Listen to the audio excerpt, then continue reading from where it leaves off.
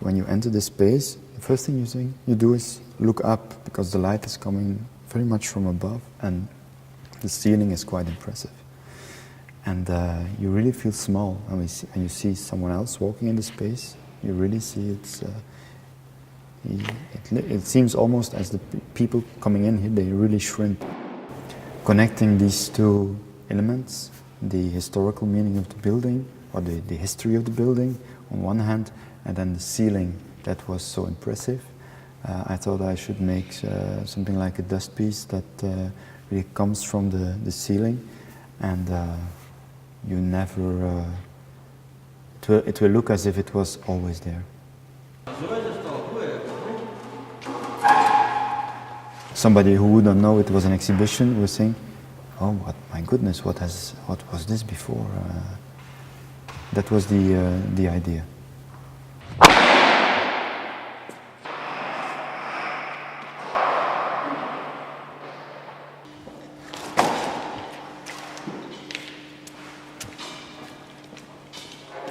Already for quite some time I want to make things that are there in reality, not really symbolic things in the end. Things that have a physic that is standing on its own, not in a symbolic way, for instance.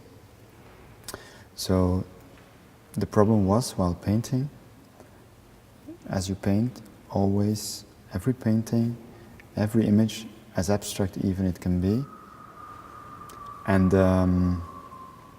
I wanted to get rid of it, and I've been trying quite a lot of ways to make paintings that are not symbolic at all, but in the end I did not succeed. For me there was only one solution: or I stop making art, or I try to find another way to express myself. So that's why I decided to stop painting and making sculptures.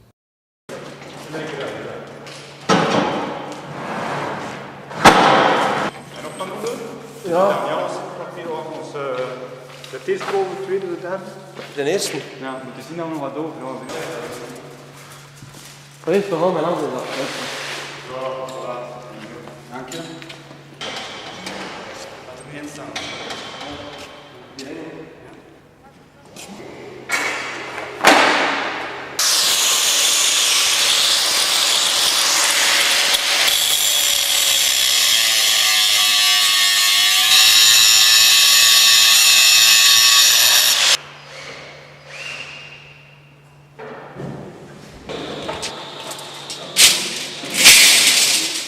Sculpture in general is one of the very few possibilities of making an object that stands on its own without any symbolic meaning.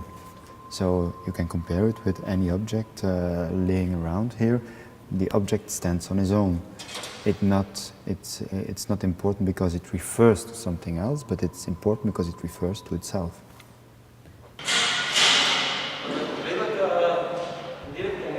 Zei je? Ja, maar ik zou daar toch van die stangen aan maken, hè?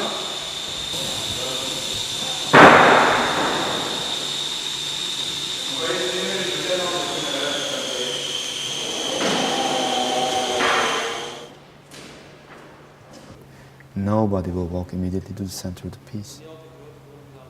Everyone will start looking around, securing himself in this situation, and then little by little, as he sees that other people are walking underneath it too, they will approach and get under it, and then they really will feel the weight of the piece. So in this way I think it will work physically.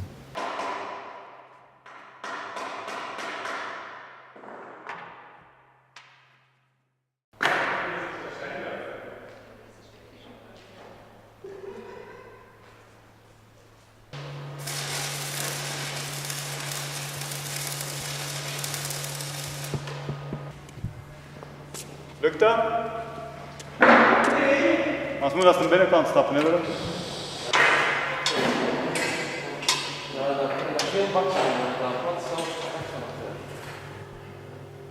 When you're working with a material as a sculptor, and when you're working with a material like as bronze, for instance, then you know for sure that your work is going to be symbolic, because bronze, as well as, for instance, marble, are materials that are common in use for sculpture, and always these materials are very much referring to a symbolic meaning that is in one way or another inherent to the sculpture.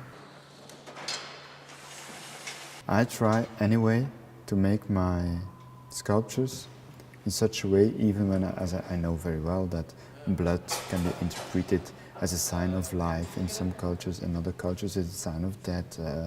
In some countries it's linked to vampires, whatever. There's a lot of meanings to blood, which is very natural. Same with dust, same with hair, same with intestines. But in the end I try to make sculptures in such a way that their appearance is so strange and so uncommon and so unpredictable that one never will think about it in such a way as a symbolic way.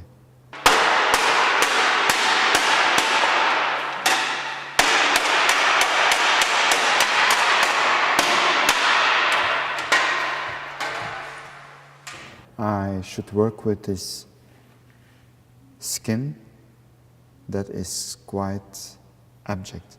So, and I started looking and thinking about other possibilities of making sculptures with other materials that have a surface in abject materials and that you can use at the same time for sculpture.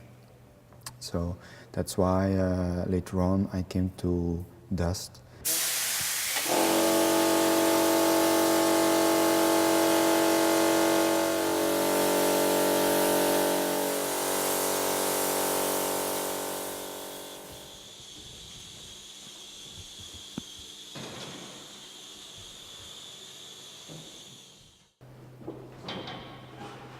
I would